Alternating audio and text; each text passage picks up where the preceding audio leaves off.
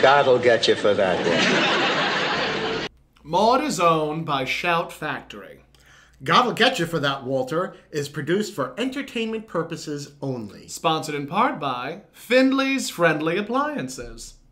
Hello, everyone, and welcome to another episode of God'll Get You for That, Walter. But not in this episode. Not in this episode. No. I think like towards the middle of season 2 is when they started to slow down on the God'll Get You for That thing. That is unfortunate. It is unfortunate because that is the namesake of this episode. I know. Of the whole. The whole of the show. The whole show. The whole show. But My I name is Tom Catt, and I am joined by my lovely co-host, the fabulous Miss Toni Homeperm. Not delicious? Not delicious. Oh. I'm terribly sorry. Not even delectable Not today? even delectable. Oh my, I've fallen far. Yes, the fall from grace. I'm a the fallen fall woman. From gray. I'm a fallen woman. Yes, we have to put a scarlet T on your chest. Yes, a scarlet. I want that. A scarlet. A red rhinestone T. Scarlet T. Actually, I do have a little rhinestone tea. Of course you do. Of course I would do. expect nothing less from you. I do. I honestly do. Welcome to God Will Get You for That, Walter, a podcast where we discuss individual episodes of the hit sitcom Maude. And today we are going over episode 36. Today is episode 36. It's our episode 36. We're going over season 2, episode 12, entitled Carol's Problem, or as it was alternatively called, The Wedding Gift.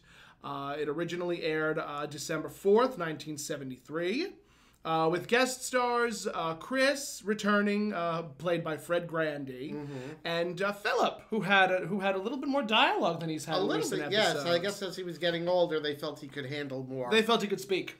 More lines. They was like, speak, Philip, speak. Good boy. Played by Brian Morrison. Yes. The episode was directed by Hal Cooper and written by Bud Grossman. So what did you think of the episode? I thought it was very good. I thought so too. There was one before we watched the episode. There was one commenter that said there really weren't that many laughs. It wasn't all that great. Right. I'm like, it was still a good episode. I thought it was very good. It was very poignant, honestly, for the time. Yeah. Because it was a good episode. Those children that were born in a certain era. Yes. But we'll get to that in just a moment. We should get to that. So Maude is in the kitchen. That's where we open. We open in the kitchen, and she is making breakfast. She's making breakfast. And she's holding an egg in her hand. Right. And she's reading from a cookbook that says, just break the egg, and I think separate the egg whites from the egg yolk, and then she crushes, accidentally, the egg in her hand. Right. And before she does that, she's like, I don't know how they lay them without breaking them. Right. So she goes back to the book, she's trying, and then she just says, she basically just is exasperated, throws the eggshells into the bowl that she's mixing everything up in, and just starts scrambling everything. Right. And then she dumps it into the sink after Walter enters. Yes. So Walter enters, and he's just like, "Ooh, you're making Swedish pancakes." Swedish pancakes. Never heard of Swedish I've never pancakes. heard of Swedish pancakes. Is that like an IKEA thing? There's probably lingonberries in them. I hate you so much. What the hell is a lingonberry? Snozberries. Who ever heard of a snozberry? So he asks, you're making Swedish pancakes? And Maude says, No. You are getting frozen waffles. Yes. And she dumps it down. She dumps it to the sewage, the city sewage system. They were for the city sewage system. Yeah, they were for the city sewage system. Yes, not for Walter. Walter lucked out. Yes, Walter did. Well, he lucked out. I mean, one of the things that they constantly try to do is they say that Maude is just, she's the antithesis to the happy housewife. Definitely. She does not cook. She is not domesticated. She is a woman of morals. She is not a woman of standards. Yes. So Walter confronts her, and he's like, "You're like, my goodness, you're in some mood today." And he's like, "I'm sure I'm not getting a good morning kiss either." And Maude turns to him and goes, "Is the Pope Jewish?" Is the Pope Jewish? So no morning kiss for Walter. No morning kiss for Walter. Because why? Maude is tired. Maude is tired, and the reason being because nothing. He did nothing to her last night. Nothing, because yes. Walter asks, "What did I do to you last night?" Because Maude poses the question, "Walter, how can you expect me to give you a good morning kiss after what you did to me last night?" And the reason I know that is because I'm cheating. I am cheating because you're cheating so bad. This was the second episode of the Maude's Mother's Day special that is on YouTube. It's available at that Tomcat on YouTube. and you could watch it there. I actually found commercials from CBS that I implanted into it that I wasn't tagged for, but I was still able to use it. Oh, nice. Because there was leg stockings. There was the Sonny and Cher show. Because I was trying to find commercials from, what was Maude on, CBS or ABC? I think it was CBS. All those Norman Lear shows, like All in the Family. Were CBS. The Jeffersons, Good Times. I could not find any commercials from CBS. During the 70s. But I found commercials from the 70s. It's just it wasn't from CBS. Specifically CBS. Yes. So, because of that, I had to write down the script from... This is all you wrote for this episode? Yep, I literally have half a page. He has half a page. I got 1, 2, 3 full pages written down. And she has the audacity, the sheer audacity to sit there with only half a page written down. Thank you very much. Do you want to look at no. Can you even read that? No, I can't. I'd have to get my reading glasses, and I can't be bothered. Oh, hell's bells. I can't be bothered. But, so no, I'll just let you read it. Thank you. I appreciate you. So I'll be the mother. I'll be the mother. That's as good. usual. As per usual. I'll just make you feel so guilty. There you go. That's what you're good at. That's what a mother does. Just don't sigh. Don't sigh, mother. I'm gonna hit you with this book. So Maude she's mad at Walter because he did nothing, and that nothing was actually his snoring. Yep, that is nothing except the followed snoring. by she doesn't know how to whistle. No, B. Arthur never was she did not whistle. Right. She only whistled, I think, once in the entire series. Followed by the drowning man's groan. Glug, glug, glug, glug, yes. Glug, glug, glug. From midnight to 7:30 this morning, you were one continual. He was sawing logs. Yep. Sawing logs. And it's about at that point that Arthur comes in, correct? In his jogging outfit. Very 70s. Well, there was actually a very funny joke that Maude says. What did I miss? Because I'm not fortunate to have the script on my phone. Well, I'm sorry. Regardless of whether or not I had the script, I had the episode pretty firmly in my memory. Oh, fine. So, what was the joke? Walter's like, if I snored that much and that loud, I'd not only wake you up, I'd wake me up. Yes. To which Maude retorts, Walter, there's only one thing that could possibly wake you up in the middle of the night. Yes, one thing to wake him up. And as the years tick on, that's becoming more and more out of the question. Yeah.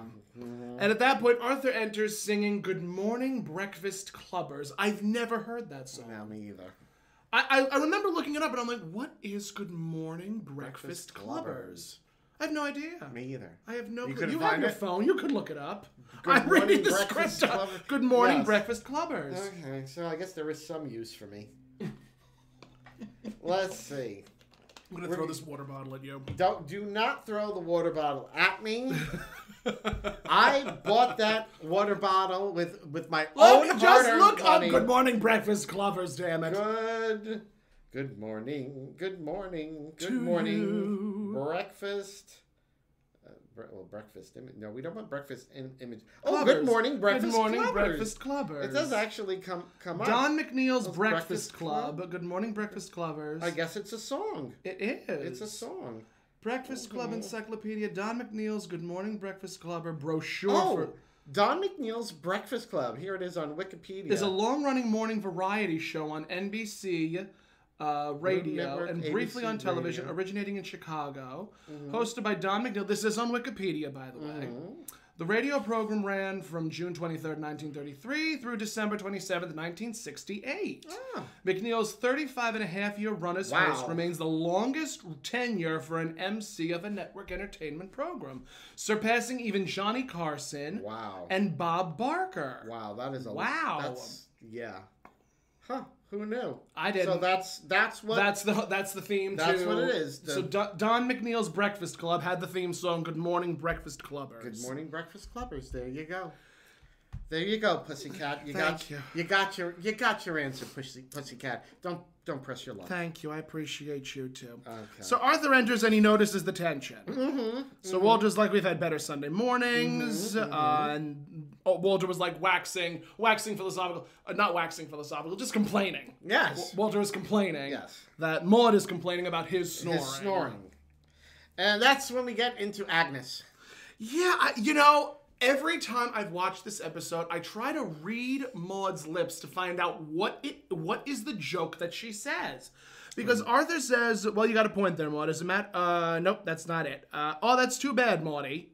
Because she was kept up all night by Walter snoring. Right. Arthur says, well, there's only one answer to that problem. Separate bedrooms. Because, Arthur. That's the understanding Agnes and I finally came to. No use keeping each other up, so Agnes decided to sleep alone. Right. To which Maude says, Agnes died, Arthur. Right, and right. the next line is, I don't think I... And the audience laughs over her last line. But the way that I read her lips was, I don't... where is it? I don't think I want to carry that. Or I don't think I want to carry that burden. That's what because again, the audience is laughing over Maude speaking, and over her speaking. Maude has such a deep voice that the audience just. There are some things that man was not meant to know, and I believe that line is one of them. I hate you. I hate you so much. Why am I nice to you? Why am I not? Oh, that's you give me coffee. That's why you're nice to me. And wigs sometimes. And wigs. That's true. You are not wrong. You are not wrong. That's That's why I'm nice to you. So Arthur is. Gosh, I wish I could have done that in grade school. Given the other kids wigs so they'd be nice to me. If only I'd known then what I know now. I could have been so popular in grade school. I mean, wigs did become popular during the 70s, didn't they? Or was it before the 70s? Well, actually, it was like 60s more so, and then when men started wearing hairpieces. Well, yeah. But I was thinking of like in the 60s, like when women wore the falls and the pieces. True. Like my mother had those. She had falls and pieces and things like that. My grandmother had falls and I and was pieces. fascinated by them.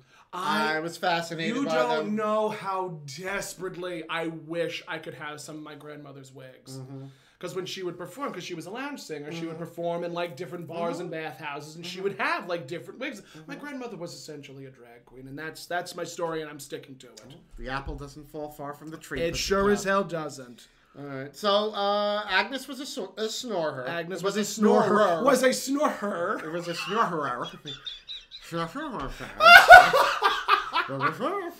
Correct, exactly. So Agnes was sold a to the snorer. man with a mouthful of marbles. So Arthur is asking if yeah, Agnes died. She just stopped snoring. I heard one last, and she was gone. She was gone.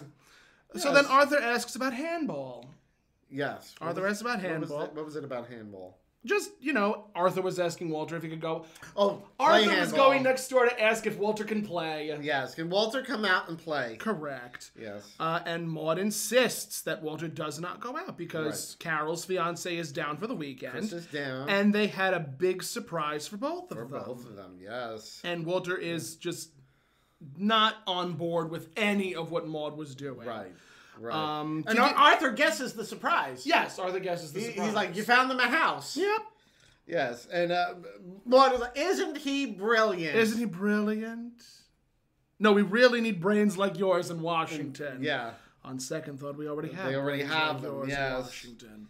Yes. And Arthur and Walter kind of are trying to tell Maude that she's wrong for doing what she did because Maude put down a deposit on a house for Carol and Chris. And Arthur and Walter are just like, no, Maude, it's your surprise. Yeah. Arthur was saying that she was making it too easy for them. Yep. That selecting a house is a very personal matter. How do you know they'll like it? And, they both tried to reason with Maude, basically saying, like, you're going to make it too easy for them? Like, why are you doing that for them? And, my goodness. And Arthur mentions how when he didn't get any help from his father. Yes. Arthur goes on this big, long monologue, basically saying, I'm not getting in the middle of it. I will say this. You'll make a great mistake if you make things too easy for Chris and Carol. Nobody gave me a helping hand. The day I graduated from medical school, my father said to me, Arthur, he said, you're on your own. You get no help from me. And just to prove that he meant it, he retired the very day I took over his medical practice. Right. Ba-dum-bum. Because, of course. Yes. Like many other famous billionaires of his time, my nose is running like crazy. I don't know why. Oh my. It's allergies. Yes. I don't know what it is here on the East Coast. I will blame the Even though it's mid-January and we're suffering from an Arctic blast. Uh-huh. People's allergies are going crazy. I don't know. Yep. Maybe it's because we're all inside so much. Yeah, that's what it is. I don't know. Could that be it? I mean, I'm asking a serious question. I don't know. I don't know. I don't know. Dust particles, allergens, pollen. I don't know. I don't know either. We're because it's cold one day, it's warm the next. It's cold one day, it's warm the next. But global warming doesn't exist. No. It doesn't exist at all. It's crazy. So the gag runs, and Arthur ends up leaving, singing Good Morning Breakfast Clubbers, and Maude and Walter decide to have breakfast in the dining room. Yep. And Philip comes down. Philip comes downstairs, and he's in his cute little winter jacket and his cute little suit and whatnot. P.S. Yes. Would you ever allow your grandchild to walk to church alone? Well, back then you did. True. Then you did. I remember there was a conversation that my grandmother and my mother had about me going to school in Manhattan because I went to Hunter College. My grandmother was like, you're going into the city alone? You're taking the train all by yourself? And my mother turned to her and goes, you let us go all over the place without checking in on us. Right. We took the trains when we were 13 and 14. And she's like, and look how you turned out. My grandmother didn't give any Fs. Any Fs. She did not give any Fs. Oh, my. But that's usually the case. It's like the grandmother will always be more concerning about the grandchild than the child. Of course. The child you have to push out of the nest. The grandchild you want to bring into the nest. Exactly. That's why I'm constantly pushing you out the nest. Fly, be free, pussycat. You know, Tony, you are not so old that I can't call Shady Pines and have them commit you. I have a bed already reserved. Yes, you do. This bed for Toni Homeperm. Yes. So Philip comes downstairs for probably one of the more profound conversations during the episode. Yes. He Philip wants to know why he has to go to church. Why does he have to go to church? Yeah, because nobody else in the house is going. No one else in the house goes to church. Yeah. Did you go to catechism? My mother was a Jehovah's Witness. Oh, that's right. You had it worse. That was like a cult. That was bad. It was horrible. That was so bad. Let me tell you, those people, it's a cult. Yeah, it is a cult. I don't care what anyone wants to say. I mean, same thing with being a born again Christian. Same thing with being a Mormon. Same thing with being And I think I told you they had like meetings and things like 3 and 4 times a week, and it was like, and that's where I developed this sort of internal thing of just developing my imagination, which is I think why I'm such an imaginative person. I mean there are times you I come out with something and you're like, where the hell did that come from? That's where it's thanks to the Jehovah's Witnesses. Thank you, Jehovah's Witnesses, for traumatizing my mother. So appreciate you all. So where do things like my song parodies blame it on the algorithm and drag queens of psycho come from? The Jehovah's Witnesses. They are to blame. I am sure that there are studies.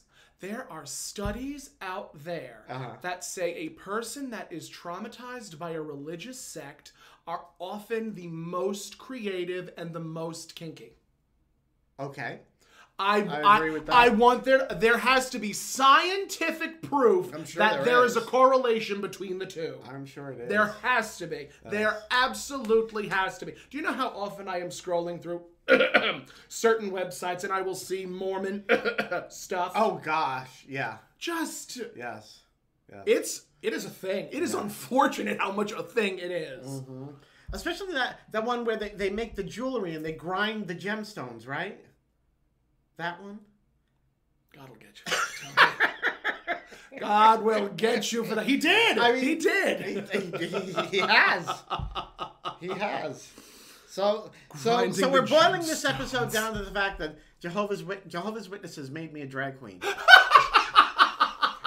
This could be like, like how I became a drag queen. The story of Toni Homeperm and the Jehovah's Witnesses. This could be like on TLC or on something. On TLC, right? Jehovah's Witnesses. The Toni turned me Homeperm into a drag story. queen. The Toni Homeperm story. Yes. My God. So, but Philip was asking, how come I have to go to church? Why does he have to go to church? And no one else in the house is going to church. No one else has to go to church.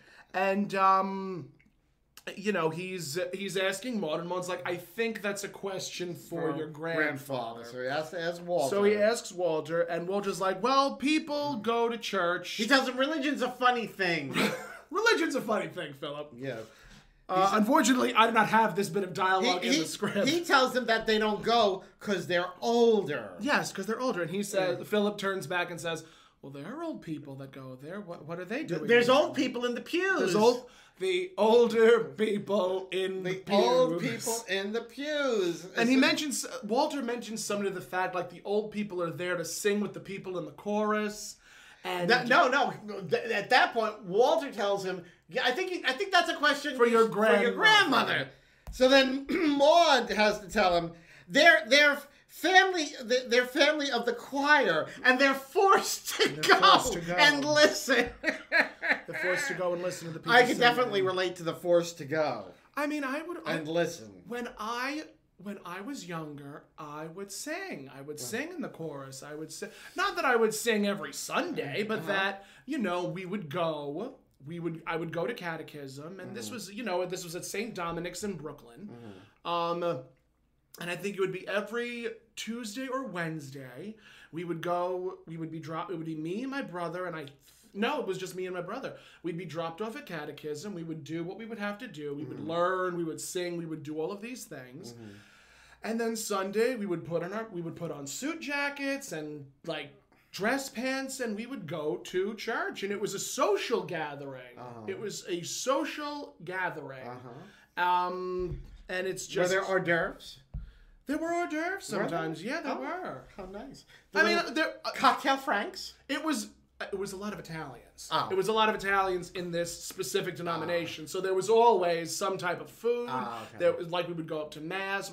My father would go up, receive the body of Christ and the blood of Christ. And I remember when I made Holy Communion, and I was just I enjoy. They can't do this now because it would be. I remember when I made my first Holy Communion, it was all of us. It was the girls and the boys, receiving Holy Communion. And we would all go up and receive wine from this specific goblet. Right.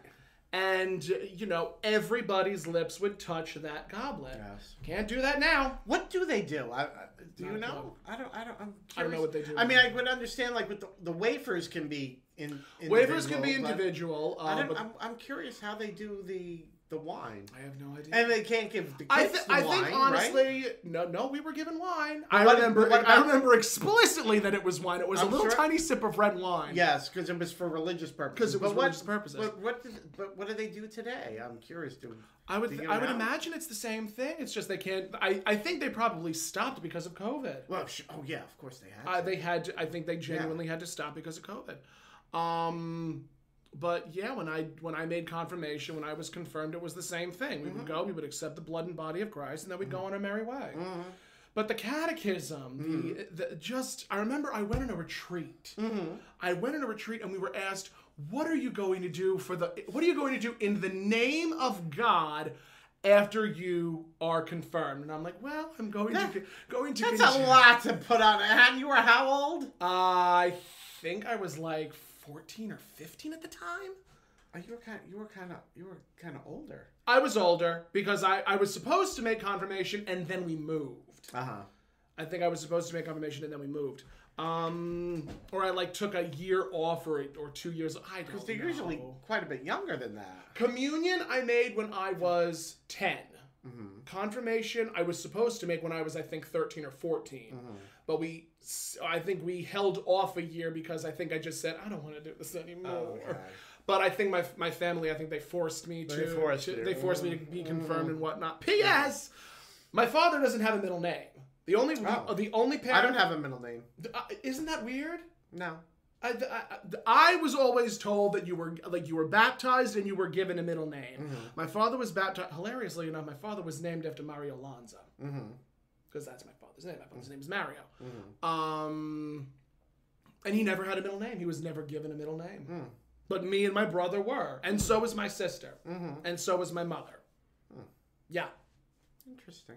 Yeah, I don't have a middle name. So, religion, folks. Religion, ladies and gentlemen. It's a fascinating conversation. Religion, we've got religion.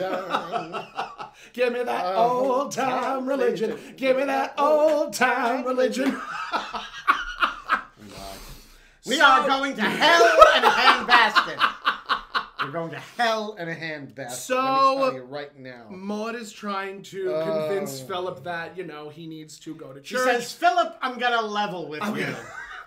The reason why your grandfather and I don't go to church is, well, we're hypocritical. And Philip, I love this line. Yes. It is one of my favorite lines that Philip ever utters. He's like, how come you're hypocritical and I'm Presbyterian? Yes. And it was so cute. It was so cute. You have your own church. Yes. Well, because we hypocrites so far don't have our own church. They don't have they don't have their own church. So that's why. So, Maude is like, you're going to go, you're going to learn about God, it'll make you a much better human being. And then Philip turns to her and goes, and then can I become a hypocrite? Right. And Maude turns to him and goes, unfortunately, that's usually the way it works out. That's right. So I think at that point, Carol comes downstairs. Philip goes on his merry way. And this episode had so many great moments in it. I did not like that commenter saying that there weren't that many great moments. This was a very well-written episode. It was a good episode. Carol and Maude have probably one of my favorite interactions. Yes, the sweater moment. The sweater debacle. The sweater debacle. So Carol comes downstairs asking, Mother, these 2 sweaters you bought me last week, which one should I wear today? And, Maude says, whichever you like better. They're both beautiful. And there was a blue one and a yellow one. Yes. And again, they're probably very much the same cut. They're the same. Just one was in blue, one was in yellow. So, Carol says, all right, I'll wear the blue one. So Maude says, good, I'll return the yellow one tomorrow. And Carol's like, why do you want to return the yellow one? And Maude's like, well, you obviously don't like the yellow one because, again, I just love this scene so much. I do. I love this bit of dialogue. So Carol's like, oh, Mother, I love the yellow one. Maude, in her infinite wisdom, of course, while she's setting the table, says, then why are you wearing the blue one? So Carol's exasperated at that point. Yes. You both said they were... What's the use? I'll wear the yellow one. Right. Maude then says, good, I'll return the blue one tomorrow. Yes. So Carol, finally says, Mom, you're impossible. Like, why are you doing this to me? Maude's like, I'm impossible? What do you mean I'm impossible? Carol's like, I could only wear one sweater at a time. And then they argue over each other. And Walter interrupts, says, like, will you stop? Like, will you just stop? Will you stop squabbling? It's Sunday. It's Sunday. So we do have to take that into consideration. Because, again, Carol, Walter, and Maude are not in church. And Philip is. Where he has gone to all by himself. All by his lonesome. Yes. At the tender age of maybe 8. Maybe 8 or 9. So Maude says, Walter's right. We shouldn't be fighting. So I bought you 2 sweaters and you don't like them. I'll return them both tomorrow. Return them both. But-um-bump. At that point, Chris enters from the stairs. Yeah, so isn't that interesting? Yes, I wanted to talk about that. Do you think he stayed in the guest room, or do you think he stayed in Carol's room? That's what I was curious about. They the previous time Chris was there was a whole big thing about him staying in the house because Carol was like. She wanted him to just stay in the bedroom with her because they're an adult grown couple. Yes. And obviously, when they go to sleep, they go to sleep in the same bed. Yes. But we don't know We don't know where Chris stayed. Because, I mean, it's also, like, I want to say a little early in the morning, so it could be possible that Chris got up and then went to Carol's bedroom. Mm-hmm. Because, you know, on Sundays, church was usually in the morning. Right. Like, Maude was making breakfast for everybody. Everybody was, like, waking up and, you know, waking up from their slumber. Mm-hmm. So what do we think? What is our take? I think that Chris spent the night in Carol's room. I think so too. I think Chris spent the night in Carol's room. Yes, I think because I think after the the whole drama of the previous time, I think Maude probably was just like. And they were engaged at this point, so it's like... And they lived happily ever after. Not. Does Chris ever appear again after this episode? I don't think he comes back after this episode. So... This is what, episode 12? I think he makes like 1 or 2 more appearances. Oh, okay. I could be wrong. All right, but I think at that point, like when did The Love Boat air? Because if The Love Boat aired shortly after this... Yeah, it was a little bit later in the 70s. So if this is 73, it's possible that, Chris auditioned for The Love Boat, got in with The Love Boat, and then he was never seen on Maude again. Well, The Love Boat actually, it started as TV movies. Okay. And then like actually became a regular ongoing series. So because I'm really fascinated by that. I'm trying to look it up on Google, and I typed The Love Boot. That's the Scottish version. The Love Boot. You said that. The Love Boot. You said that with your own 2 lips, huh? I know. A regular Scrooge McDuck. Yes. The Love Boot. I hate you. It didn't start till 76, so there was still 3 years. So there was still a few years before, but I genuinely don't think that Chris ever really makes a comeback after this episode. I could be wrong, because I don't think he came back after this episode. Unless you're going to look up Fred Grandy. I'm going to look up Fred Grandy on IMDb and see, as far as Maude, how many times he appeared.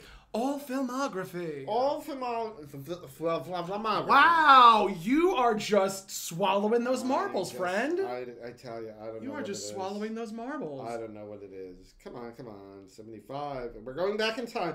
Oh, 74. So he comes back. So this is only second time he's appeared, correct? Third. This is the third time? Is it no, I think this is the second time. This is the second time. Okay, so we still have 5 more episodes. Yeah, we still have 5 more episodes of Fred Grandy. Of Fred Grandy as Chris. P.S. I was so fortunate that Cullen just happened to look exactly like Fred Grandy. Because when I was casting for Maude, I'm like, who can I cast? Who can I cast as these people? I had my friend... Tranquil Ashes as Florida. She couldn't come back for the second episode because she was busy doing her own thing. And I had my daughter Lindsay as Carol. I had my friend Marcus as Walter. It just fell into place. It just all fell into place. Okay. But yes, my darling Cullen Flanagan, who actually just recently moved to California to pursue a career in voiceover. Nice. Yeah, I'm proud of them. Good. Proud of them. Okay. So, at that point, Chris comes downstairs, and it's, like, very, very pleasant. Maude is like, it's surprise time. Yes, the time for our surprise. So, Walter mouths no and shakes his head. So, Maude's like, no, it's your surprise, Maude. Walter has a surprise for Maude. Yes, Walter at that point announces... She's like, oh, a surprise for me. Our surprise can wait, kids. Watch a surprise for me, Walter. A surprise for me. So, he's like, no peeking, close your eyes. Yep. I've been saving just for you. I've been saving this just for you. Yes. So she's not peeking. Walter's like, are you ready? Maude goes, ready. Walter shouts out, surprise! And then races out the door. Right out the door. And Maude is like, isn't he wonderful? I mean, he's so unselfish. Yes.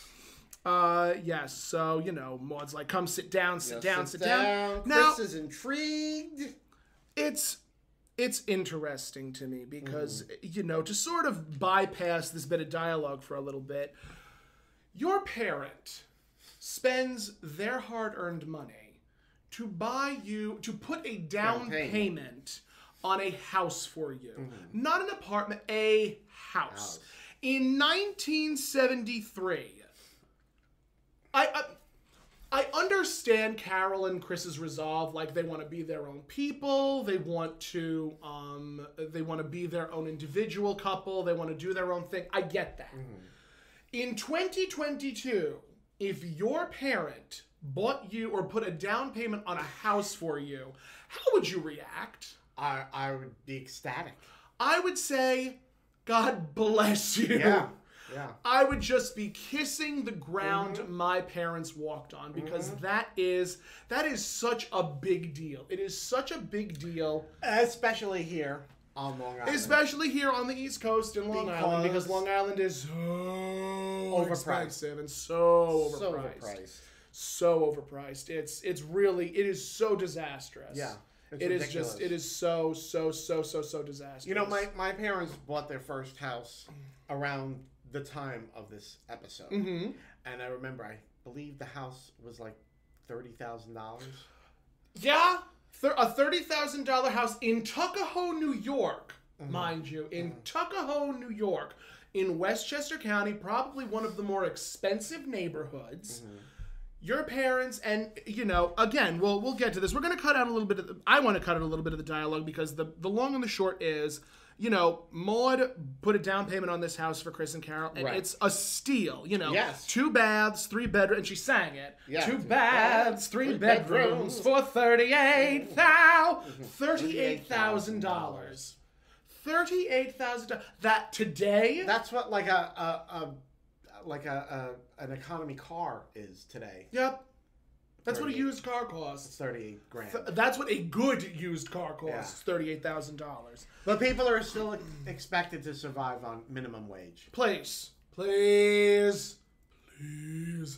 don't know if I mentioned disparity much. Just a skosh. You think? Just a tad. Yes. It also had 2 fireplaces. It had 2 fireplaces. Fireplaces. This is a $38,000 house that today, with inflation, would probably be roughly $700,000. Yeah, if not more. If not closer to $1 million. Yeah. Yeah. I could say that. Yeah. As a matter of fact, me and my family were talking about our house and what it would cost if we decided to sell it right now. We bought it at $500. Right now, with the fact that there's complexes being built behind our house, we could potentially sell it for about 8 to 9. Yeah. Isn't that something? Yeah, I know. I think that's so I think it's disgusting. Yeah. I think it's absolutely disgusting. I know. So yay, capitalism. So Maude tells them that just to be safe, because it was such a steal, that her and Walter put down a deposit on it. Yep, it's our wedding gift to you. Yes. And at that point, Carol's like, that's very lovely. She's but nice, but we want to pick our own. We want to pick out our own house. So, Maude then says, but honey, you haven't even seen it yet. Look at it. If you don't like it, fine, but I know you'll love it. Yes. Honey, all I want you to do is look at it and fall in love with it. Right. She is so adamant that they are going to see this house and fall head over heels in love with it. And, Chris and Carol are like, okay, great. This sounds like a wonderful thing. So, Carol's like, well, when could we see this? Yes. So, Maude throws on her coat. Yes. She hands Chris and Carol their coats. Yes. And she pulls out the keys. And she was also telling how it was close to the railroad. The best part, 10 minutes from the railroad station, the best schools in the entire county, lovely neighbors, and close to all the shopping centers. Yeah. So she is talking this house up. I mean, she could. Yeah. Well, isn't it funny that later on in the series she becomes a real estate agent? Yes. Well, yes. Well, she's already become a real estate agent. She's already been a real estate agent. She's already been a real estate agent. Although they kind of dropped that.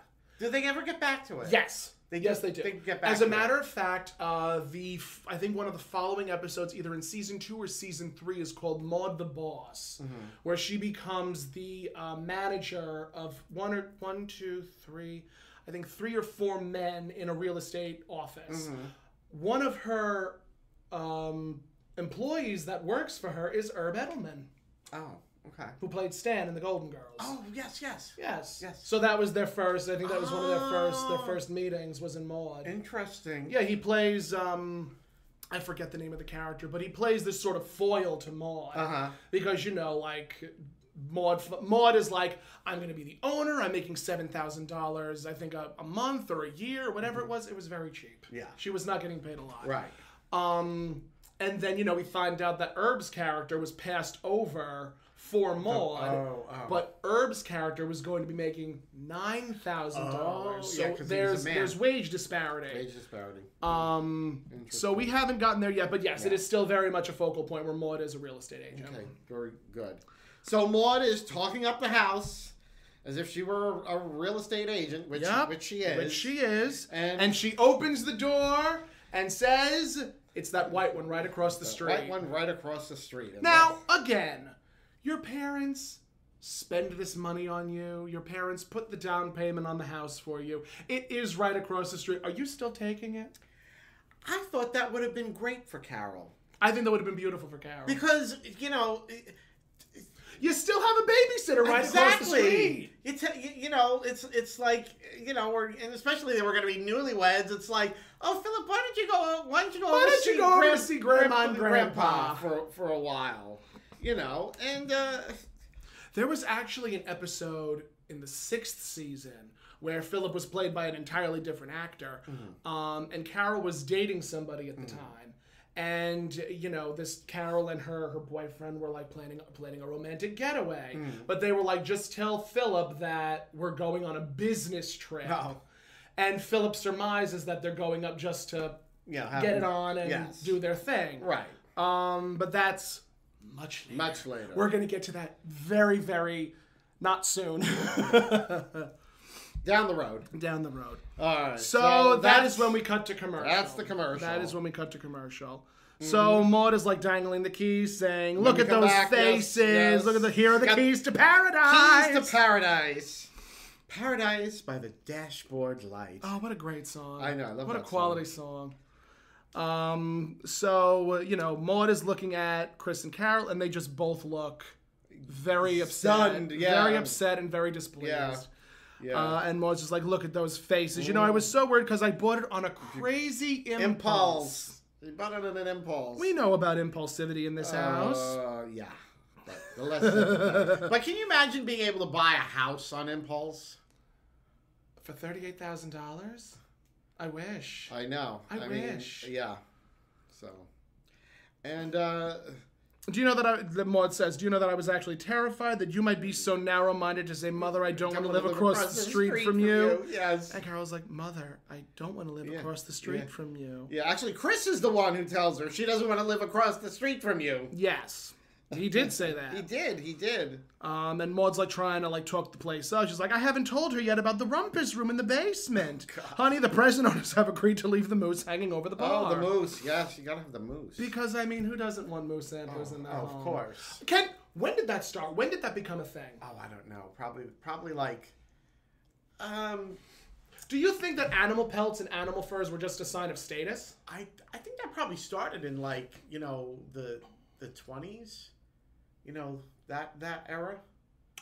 Maybe. You know, because when you think of, like, that whole thing about, like... I mean, maybe it was... People going on safaris, I think that's when that sort of, like, was a thing, like, in the 20s, that was very big, like, you know, going to Egypt, going on safaris. That's when that sort of thing became trendy. Okay. Because, I mean, I remember sometimes when, like, you'll see movies where there's, like, heads of boars on plaques. Yes. Horrible. Horrible.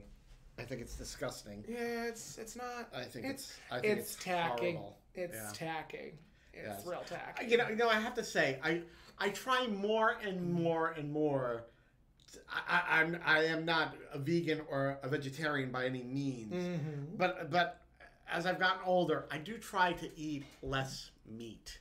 Which is fair. I think that's not so fair. much because no. For one thing, I've got bad gout, so I do have to avoid certain. You do have to red avoid meat, certain red organ meats, meat, things like that. But even more so than I to a certain degree, I feel bad about eating an animal. No, I get that. I do get that. I do get that. Not that I've completely stopped eating meat by any means. I mean, it does still have vitamins in it. It does still have nutrients in it. But Yeah. with more and more plant-based foods coming into vogue, it does stand to reason that will eventually be meat eating will eventually become a thing of the past. I don't think so. I don't know. I don't think that it will ever. I mean, hey, if the movies that are talking about the future are any indication, we're going to be eating cubes. Tiny little cubes. Haven't you seen Soylent Green? We're going to be eating each other. Donner party for 20. Yes. Donner party for 20. Yes. Charlton Heston and who was the actor with him? The famous old time actor. It wasn't Buster Keaton. No. Gregory Peck. Was it Peter O'Toole? Was it? I want to say James Cagney, but is that right? Soylent Green. Soylent Green. Probably. I wouldn't be surprised if it was Jimmy Cagney. I'm trying to remember. It's going to drive me crazy. Well, we don't want it to drive you crazy. We don't want it to drive me crazy. So I'm just gonna have to type it into IMDb. Who played in Soylent Green? Soylent Green. Soylent Green is people. It's Charlton people. Heston, Leigh Taylor, and Edward G. Robinson. Oh, Edward G. Robinson. Yes, that's who it was. And I believe that was actually his last one of his role. last movies. Yeah. His last role. So to those who don't know, Edward G. Robinson is the famous gangster who always talks like this. Yeah. And like they always had like a sort of a caricature of him in Bugs Bunny. In the Bugs Bunny cartoons. Yeah. He was such a funny character actor. Yes. I wanted him to do more comedic roles because he was very typecast as the mobster. Yeah. Key Largo was like one of his big movies. I remember listening to him on The Big Show with Tallulah Bankhead, and so funny, such an underrated comedy actor. But I mean, that was what Hollywood did. That's what Hollywood did. If they found a good niche for you, they're just like, that's it. That's all you're going to be cast as. That's all your agent is going to send you. Yes. Well, I had mentioned James Cagney. Yes. He sort of got typecast as this wise guy, hard life wise guy. But he really was a song and dance man. He was very much a song and dance. He wanted to be like he wanted to be a song and dance man, and be in he wanted to be like Gene Kelly. Yes, and he could have been. But I mean, now I'm thinking of Gene Kelly, and suddenly I'm getting the vapors. Don't get the vapors, pussycat. He was so pretty. He was. He was such a pretty. Even in his last couple of days, he was pretty. Talk about breathtakingly handsome leading men. Yes. Montgomery Clift. Yes. Montgomery Clift. Yes.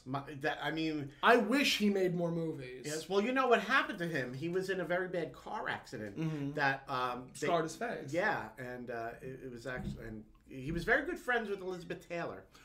Who wasn't very good friends?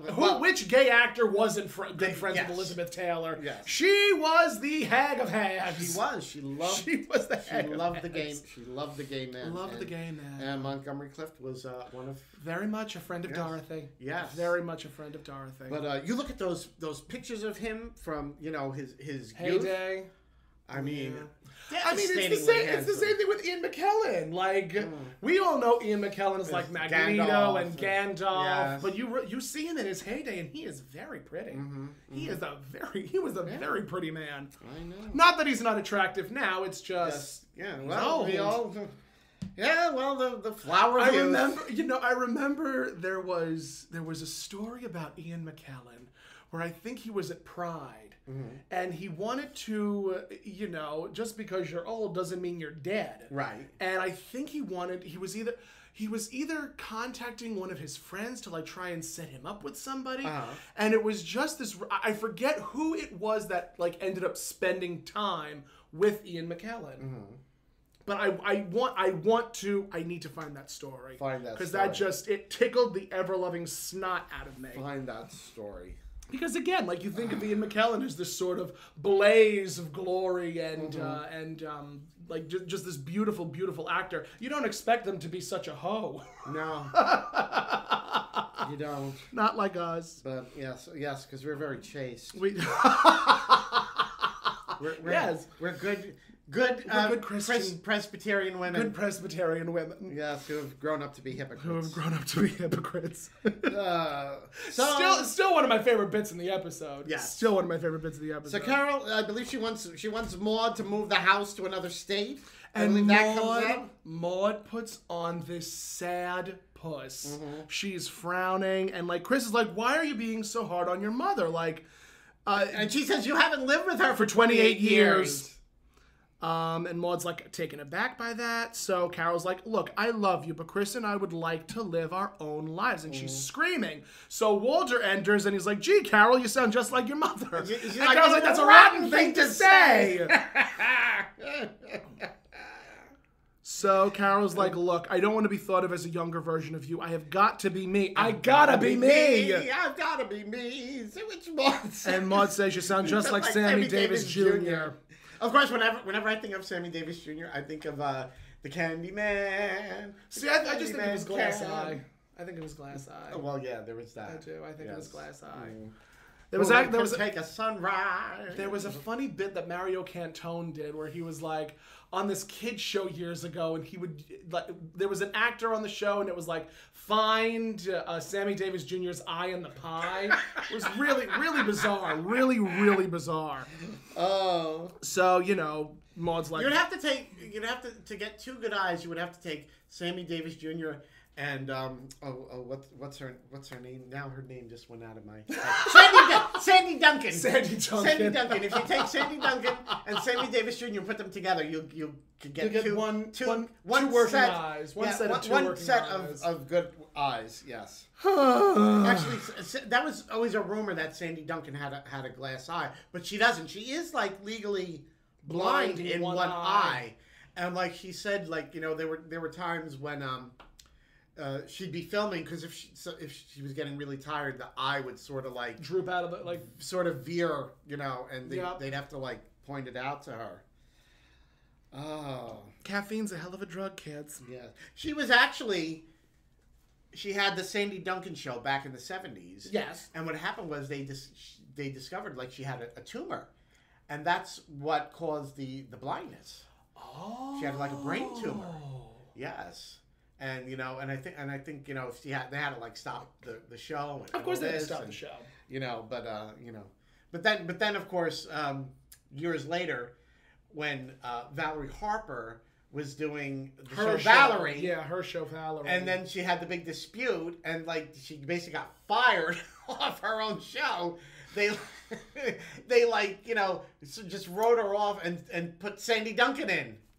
And then it went from being Valerie to Valerie's family, and then became the Hogan family. Then became the Hogan family. And there was a running joke, like they said, if you're a lead actor in a show, how do you know you're in trouble if they cast Sandy Duncan to be that's the joke to be on the show? All makes sense now. All makes sense now. And there you have it. And there you have it, kids. So if you're ever in a sitcom and they say they're going to put Sandy Duncan on it, well, you're in trouble. In what they put Sandy Duncan on it? The curse. Don't let this happen. The curse of the Duncan. Yes. But there's something in voiceover called the kiss of death. Mm-hmm. There's something in the actor called the kiss of death. Mm-hmm. When you will see in a cast call your name, like for instance with B. Arthur, like for Golden Girls they were like casting a B. Arthur type. And that's happened to Charlie Adler, that's happened to Cree Summer, that's happened to Steve Bloom. Like that's happened to these voice actors who've been in the industry for so long, where the casting call will say, "Sound like this actor," right? Instead of directly going to that actor that is still very much still alive. Yes. The reason being that they want somebody that sounds like them that they can get cheaper. Yeah. Yeah. That's why it's called the kiss of death. Kiss of death. Kiss of death, pussycat. So moving gaily forward. Yes. And Maude starts sighing. Maude, did your mother ever sigh? No, my mother wasn't a sigher. My mother just, she just gave me a Stared. look. Yep. My mother too. My mother would give me a look, and I knew I was in. You knew you were in deep doo-doo. You knew you were in deep doo-doo. Yeah, my mother wasn't Very big on guilt. My mother was was very from big on Brooklyn. guilt. My mother was very from big on Williamsburg. Okay, they didn't do guilt in Williamsburg. No, I mean, one of the things that I can honestly say my mother has given me was that sort of like death stare. Because there have been times when I'm like arguing with a friend of mine and they'll like say something really cutting or they'll say something that like really and I will just glare at them and then they like cower and they'd be like, I'm sorry I said that. And I'm like, yeah, you should be. You should be. Yes. But yeah, before that made me sad. The only reason that made me sad was because I was reminded of the conversations that I had with my grandmother before my grandmother passed. And she was like, if you guys are able, would you be able to take me in? If you guys are able to. Yes. And my mother's like, please stop with the guilt. Because she even said, she's trying to guilt my son now. And I'm like, what do you want from me? She's talking to me about this. So that's potpourri for another day. Gotta love the guilt. Oh, yeah. So Maude is sighing. Carol's telling her to stop with the guilt.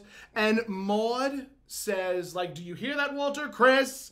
You hear how my daughter twists my words around? I sigh twice and she makes me sound like Dracula. Yes. I mean, what kind of monster is she making me out to be? What kind of monster? And Walter tells her to freeze. Freeze. And Maude has her hands up as if she's like a monster. Yes.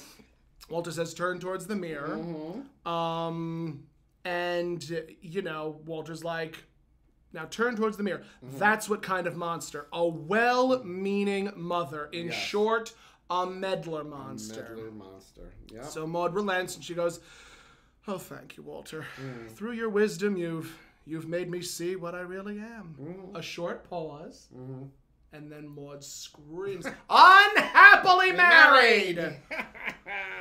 And as for you, Carol, you and Chris can move anywhere and then just starts listing off places for them to tell them to go to Tibet. Tibetan raised monks. Yes. So Maude exits upstairs because Maude is now very hurt by Carol and Chris's interactions. And she was putting on eyeshadow. She went upstairs to put on eyeshadow. Which is... Very odd. Odd. Very odd. Just very odd. I need a moment. I'm going to go put on eyeshadow. Let's also take into consideration that, Maude was not a drag queen. Like, there was... Yes. I remember when I did this shot, I was, like, trying to find a... Really? Because I know a drag queen that does Maude. Really? Who? God, the name escapes me. When I was doing Maude live, like I was trying to find this thin brush that I could actually put eyeshadow on when I was doing this scene. Yes. And I ended up taking my contour brush and I'm like pounding eyeshadow into my eye with this thick heavy With a contour brush. Get out! Get out! Go to Tibet! It was not a fun time. No, not good. Have I taught you nothing? Nope, you've taught me zilch. Goodness. So she's putting on eyeshadow. And she's like, whenever I'm upset, I put on eyeshadow. It keeps me busy. It keeps my hands busy so I can't slash my wrists. So, once again, Maude, true to form fashion, is trying to guilt everybody. Yes, she's telling Walter that Carol hates her. Yep. Her own daughter resents her. Yep, that's what she says. She says, Carol hates me. And Walter accuses her of interfering. Yep. As usual. As per usual, Walter's being the voice of reason. We're talking about me. And Walter's like, I wouldn't touch that line with a 10-foot pole. So, Maude's like, Carol's resented me for 28 years. What do I do now? I've just run out of eyes. Because she, just slathered There was something about her eyes. Being in the Guinness Book of World Records, too, wasn't there? That was her mother. Oh, her mother. That was her mother. That's right, Maude's mother. Yeah, because Walter's like, don't you feel exactly the same way when your mother does that to you? Right, and Maude's like, oh, come on, Walter, that's totally different. Yes. So she's like, my mother is listed in the Guinness Book of Records. She is the world's champion at being able to drive anybody up the wall in 2.5 seconds. That's right. And like Walter goes, are you hearing yourself? Like you understand what we're dealing with here, right? Yes. And Maude's like, you're right. I shouldn't have even looked at that house without consulting Carol. I was afraid she would act this way, and I went right ahead and did it. So she's beginning to realize that she was wrong. Yep. beginning to realize that she goofed. Yes. So Walter, he urges her to go make up with Carol. Yep. You want to make up to her? Go downstairs and make up. And Maude realized, like, she pulled rank. She pulled rank. I used my position as a mother to browbeat them. Yep. I'm sure they just feel so guilty about all of this. Yes. So Walter's like, just go down and speak to them. Speak to them. Maude, through teary eyes, says, in a minute, Walter. Yeah. I want them to feel guilty a while longer. I just love her so. I love her so much. And then we cut to the downstairs with Chris and Carol. We cut to Chris and Carol having a very big fight. They're having a big fight. Chris told Carol that she could have been nicer. Yeah. He's like, sticking up for Maude. Yeah. But frankly, you could have treated your mother with a little more diplomacy. And Chris finally sees Carol's temper. Yes. And in terms of relationships, because we don't know how long Chris and Carol have been together, but if you're with your partner, you want to see all sides of them. You want to see the sad, the upset, the angry, the frustrated. You want to see all of these sides because it makes the good times seem so much better than what's going on in the relationship at present. And I think Chris seeing Carol through this new lens, it sort of paints their relationship differently because they're starting to, like, figure out that that's who they are. Right. They're starting to, like, realize that, oh, Carol has a temper. Right. Carol flares up. Carol is a little bit more like her mother than she let on. Because up to this point, Chris and Carol have been in the honeymoon phase. They have been. And haven't been had to deal with, like, any, like, real issues. Yep. And now they're actually dealing with a biggie. A big issue. Which is true for many couples. Many couples. When you're first getting together, you're automatically in that honeymoon phase. You're, putting on your best face. In your experiences, how long does the honeymoon phase traditionally last? You could say anywhere between. I'll accept it. I would say between 3 and 6 months. Yeah, that makes sense. That tracks. I think, in the first 3 months, you're more concerned, like, about, oh, what am I saying? What am I doing? Am I eating like a pig in front of them? Or little, just. And as time progresses, you start to relax and your guard comes down and it's not so, and then next thing you know, you're, farting in front of each other. Yeah. Yeah. And it's like, oops, that I really ripped that one out, huh? As opposed to, like, if it happened, like, in the first 3 months, you'd be like, oh my God, I'm so sorry. I'm so sorry. I did not mean to do that. I don't know how that could have happened. I think I might be lactose intolerant. Or I have a gluten allergy. There have been times where I have had, and this is where it gets really disgusting here, kids. There have been times where I will hold it in, and I will not let it out until I get in my car. And sometimes it takes about a good 2.5 hours to get to my car. So by the time I'm in my car, I'm just like, oh, this is gonna be bad. You must have been like a helium balloon at that point. Oh my God. You probably could have tied a string to your ankle. Welcome to God Will Get You For That, Walter, where we talk about our flatulence. I could have tied a string to your ankle and, like, entered you in the Macy's Day, Shut up! Shut up! Jackass. Hey, they need a Maude float. I've got an idea. I'm going to whip up a batch of beans and corned beef and cabbage. Welcome to God Will Get You For That, Walter. This is the last episode of God Will Get You For That, God Will Get You For That, Walter podcast side on both sides of you. Oh my God! We're sure to get viewers. We're gonna get, of course we are. I'm sure we'll get monetized by. Absolute, of course. It's all for the greater good, pussycat. I hate you. I hate you so much.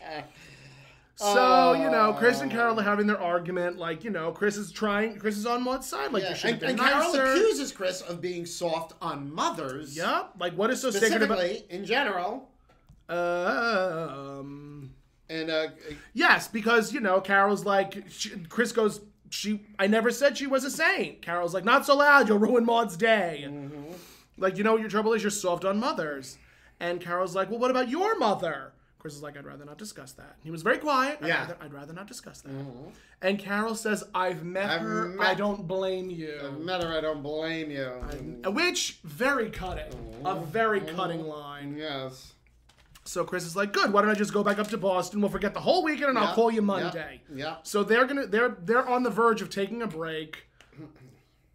And Chris is like, oh, so you'll let me just walk out of here? Carol's like, if that's the way you feel, I'm not going to stop you. And they're arguing and yelling over each other, and Maude comes downstairs as the epitome of grace and tranquility. Yeah. Children, in this house we do not raise our voices. And Walter is aghast at that. You know, of all of the lines I have ever delivered in anything I've ever done, that was my favorite. I believe it. That was my favorite line to ever deliver while performing. Yes.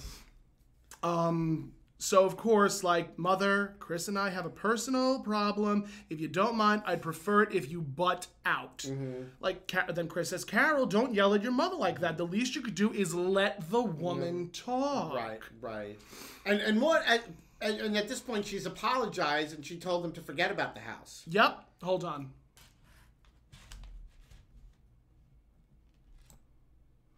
So the joke goes, you know, let the woman talk. And Carol's like, let the woman talk?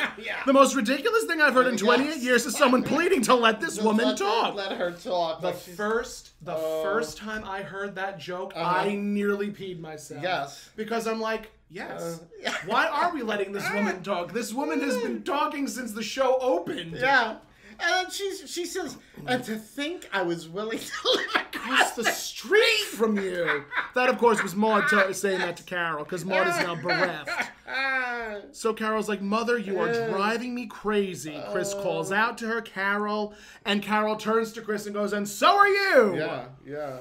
So Chris is like, well, okay. Yeah, I think if you people will just excuse me, I think I'll take a walk. Yes. A nice long walk. He takes a walk. He leaves. And Maude looks at Carol and says, you know, Carol, I don't blame him for walking out. In my entire life, I have never, but never seen a woman treat a man like that. At which point, Walter flops onto the couch. Walter falls backward on the couch.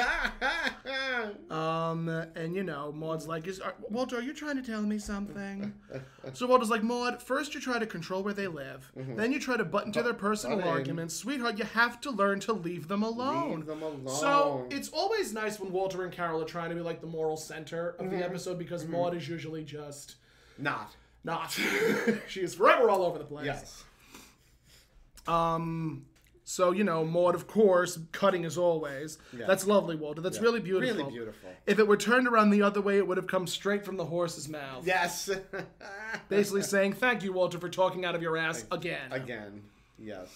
And Walter says he's going to join Chris. He's going to join Chris for the walk. So he can tell them all about what it's like surviving in the Finley household, otherwise known as Demolition Derby. So Carol, you know, relents, and she's like, well, first Chris, then Walter, that only leaves Philip. Yep. Mother, what's the point? And Maude delivers something very, very dramatic. Carol, there is only one point. For 28 years, you have resented your mother. So, you know, they have this conversation about meddling and resenting, and Maude's like, you're right for resenting me the way that I meddled about the house with Chris, whom you probably love almost as much as you love your mother. And then Maude admits it was my fault that he walked out of here. Right. And Carol's like, Mother, that's not the reason. We were having a fight. And Maude's like, oh, Carol, I deserve it. Attack me! But while you're attacking me, help me set the table. Help me set the table, yes. So then they have this wonderful conversation where Carol brings up how when she wanted to wear the false eyelashes. Yep, you said they made me look like a $10 call girl. Yes. So Maude's like, I said no such thing. I said wear them and you'd be picked up for soliciting. Yes. You'd be picked up for soliciting with the eyelashes that you wear. Probably, yes. I wear demure lashes. Yes. I do not wear drag queen lashes. Not yet. Not yet. You make a valid point. You make a valid point. The the eyelashes we had on you when I turned you into Kitty Homeperm were pretty big, remember? Those were extravagant lashes. They were big. You felt like you were looking through bars, right? Not only did I felt like I was going to be blown away. I was blowing myself away. I could have fanned something with those eyelashes. They were really they were really big lashes. Yes, they were. Those were drag. You wanted me to look like Betty Boop, and you succeeded. I did. A blonde Betty Boop with bow I lips. wanted to turn you into Kitty Homeperm. And you did. You succeeded. My younger sister. And I did. So Maude and Carol are setting the table. Maude is Maude's promising not to meddle anymore. Yep. And as soon as she says that, Maude's like, oh, by the way, Carol, those forks go on the left. Yes, the little fork. The little forks go on the left. And why? Why do the little forks go on the left? Because last Wednesday I was watching Dinah Shore, and she always puts the little forks on. I love Dinah Shore. I love Dinah Shore. I adore Dinah Shore. I loved in the 70s they had the Dinah Shore show that was on in the afternoon. I remember I always watched that with my grandmother. My introduction to Dinah Shore was in the movie Fun and Fancy Free, which starred Edgar Bergen with Charlie McCarthy and Mortimer Snerd. And there was a cartoon. There was a short cartoon about Bongo the bear, Bongo the circus bear, and Dinah Shore narrated it. And she sang and she performed. She performed along with it. Beautiful. She had a beautiful singing voice. Yeah. And that was my first introduction. And then I found out years later that she had the Dinah Shore show. Yeah. Yeah. I feel like every celebrity at one point had their own talk show. Pat Sajak, Betty White. Yeah. Yes. A lot of celebrities have their own talk show. Drew Barrymore has her own talk show. Kelly Clarkson has her own talk show. But it was a lot more. Queen Latifah had her own talk show for a little bit. Yes. Well, that was I remember that was sort of Ricky Lake started that trend. Yes. Where everybody was having a talk show. Although I remember when Ricky Lake's show started, it was very tame, and then I guess they realized they needed to get the ratings up, and that's when the Ricky Lake show became the Ricky Lake show. That it's and then of course you have Joan Rivers, you have Phil Donahue, Sally Jesse Raphael, Alan. Alan. Oh my God, what was his name? I don't know. Oh my God, that's gonna bother me so much. I don't remember. His son did that performance with Miley Cyrus. Where Alan Thicke. Alan Thicke had his own talk show. He had his own talk show. Like, who didn't have their own talk show? Montel Williams. Arsenio Hall. I mean, there were just so many celebrities having their own talk show. It was the Arsenio Hall show. Started as the Joan Rivers show. And then they fired Joan Rivers. He took it over, and then it became the Arsenio Hall show. I'm waiting patiently for that trend to, stop RuPaul in her tracks. Because, I would love to see, the Bianca Del Rio show. I would like to see Bianca Del Rio's Drag Race. I would love to see Simone's Drag Race. I'm so over RuPaul. I'm so over her. May the gay gods strike me dead where I stand, but I'm over it. I'm over it. Honestly, I watched the season premiere. Why? Well, force of habit. Yes, I understand. I will support the queens that are on the show the same way that I will support, Dragula, the same way that I'll support Camp Wanakiki. But enough is enough. We have Drag Race Italia, we have Drag Race Spain, we have Drag Race Holland, we have Drag Race UK, Drag Race Canada. And now we had the Queen of the Universe, where they had only singing drag queens. Well, actually, a drag queen that I performed with, Novazar, was on it. That's right, Novazar was on it. And my friend, whatchamacallit, Crimson Queen, was on Paint the Queen. I don't know that show. It's one that's hosted by Raven. Oh, okay. Yeah, Raven has their own competition show where it's various drag queens from around the world. Or, I don't know if it's around the world or around the country. Will go and they'll paint these beautiful faces. It's almost like Face Off, but for drag queens. Oh, okay, interesting. I didn't even know about that one. There's so many now. There's so many now.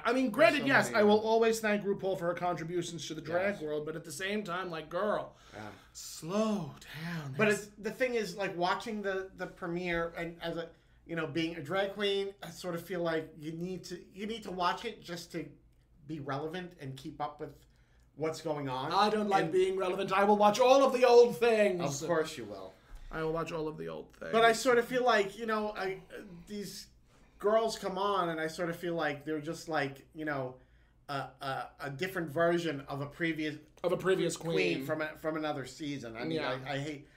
But I mean so the producers on the show will do what works. Yeah. So they'll get the archetypes. Yes. They'll get we need the Sharon Needles. We need the Bianca Del Rio. There we need the Silky Nutmeg Ganache. There was a book that I bought years ago when I was taking my acting classes, and I was taking my acting and theater classes, and it was the 8 characters in a sitcom. And you read it and it's like, this is the rule book for any type of reality show, where you'll have and they use these words, you'll have the bitch, you'll have the bitch and bastard, you'll have the hero, you'll have the ditz, you'll have the eccentric one, you'll have the moral compass, you'll have the figurehead, and like reading that, and it's like, this is what makes good television. These are the types that make good television. And unfortunately, when it comes to reality TV, the characters that will get the most attention are the ones that are the kookiest or the loudest or the ones that will like make the most drama and stir the pot. So yeah, it's true. That's what the producers are looking for. They're looking for that delicate balance of people where they can just make the same storyline over and over again, just with different mini games. Exactly. True. Back on the farm, back in Maudland. Meanwhile, back at the ranch. Back in Maudland. So, so Dinah expects the little forks to be on the left. Yes. And then Maude goes into explaining her eighth birthday party. She wanted chocolate cake, Neapolitan ice cream. She wanted everything to be perfect. Yes. Chocolate cake, Neapolitan ice cream, and hot dogs.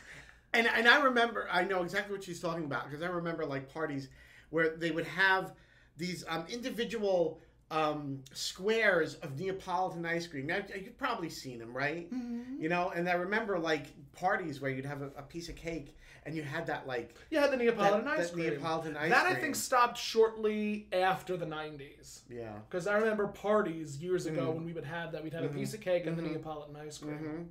I love those. Loved it. But Maude did not get her 8th birthday party. She got chop suey. Chop suey. Who serves chop suey at an 8th birthday party? Yes. Maude's mother, apparently. She remarks that there weren't even any... That there wasn't a Chinese kid within 200 miles. Yes.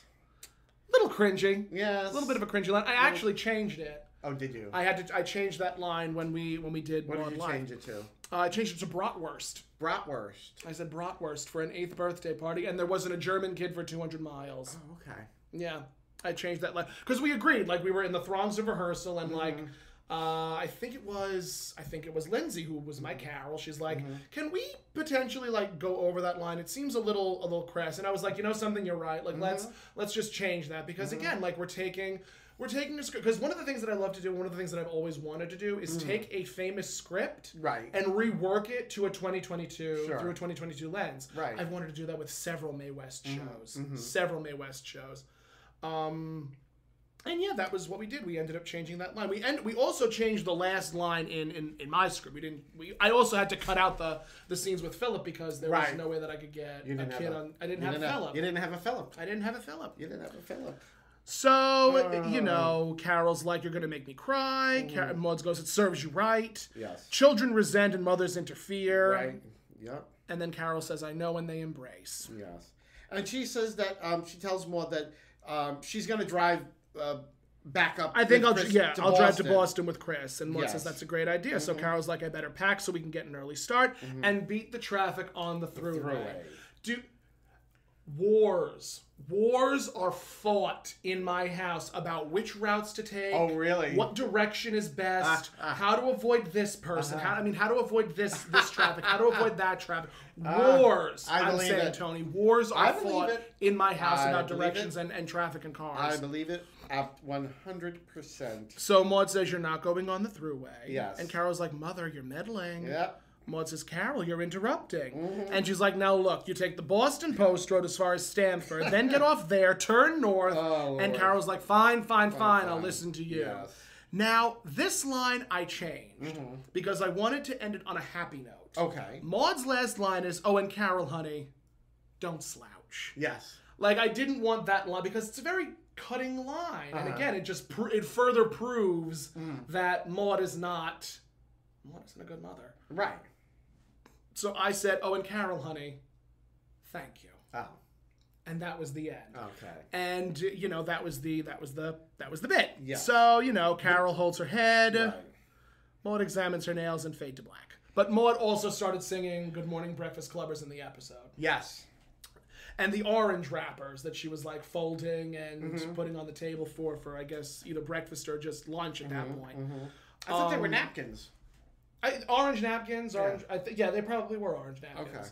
So epilogue. Chris, Carol are on their way. They're Maude and leaving. Walter are saying their goodbyes. Yes. Philip comes downstairs. Yes. And he's like, "Oh, by the way," because Walter and Maude are like, "How was church?" So Philip goes, "Oh, it was great. By the way," and then they were like, "How was school?" Because you know, Sunday school. Yes. And Philip was just like, "I told the priest, I told the minister." Did he? Yes, minister. I told the minister all about you guys and being hypocrites. And he said, "The minister is going to create a sermon just for you guys." And Maude looks to Walter. Walter holds up the newspaper covering his face, and we fade to black. Yep. And that was the episode. An hour and 19 minutes. I know. We talked a lot in this There episode. was a lot. I mean, there was a lot to talk about. I know. I mean, anytime we have a conversation about like a big issue, like religion or abortion, like it's going to be a long episode. True. It's going to be a long episode. True. And there was a lot. There was a lot of relationship stuff in this. I mean, it really wasn't about buying the house. It was the house was just a catalyst for all this stuff about, you know, parent and child relationship, couple relationships, family relationships. Yep. Also, they throw religion in there too with Philip. I mean, so there was a lot of stuff. There is a lot. It was a lot of ingredients in the soup of this episode. Sometimes there are just too many. It was like a bouillabaisse. A lovely fish stew. This should have been Carol's bouillabaisse instead of Carol's problem. Shut up. Shut up now. We thank you so much for listening to this episode of God Will Get You for That, Walter. If you would like, you can follow us on all forms of social media. You can follow us on YouTube at Findley's Friendly Appliances, on Instagram at Findley's Friendly Appliances, on Facebook at God Will Get You for That, Walter. If you would like to follow me, you can at That Tomcat on all forms of social media. Where can they follow you? They can follow me at Toni Homeperm. And that's that's Tony with an I. And of course, that's on Facebook, Instagram, and please, my YouTube channel. Please. Oh, also now, Twitter and TikTok. She's on Twitter and TikTok, Phyllis. She's on Twitter and TikTok, Phyllis. I know. She's a very solicitous woman. Very licentious. We thank you so much for listening, and you will hear us on another episode of God Will Get You for That, Walter. Bye, guys. Good night.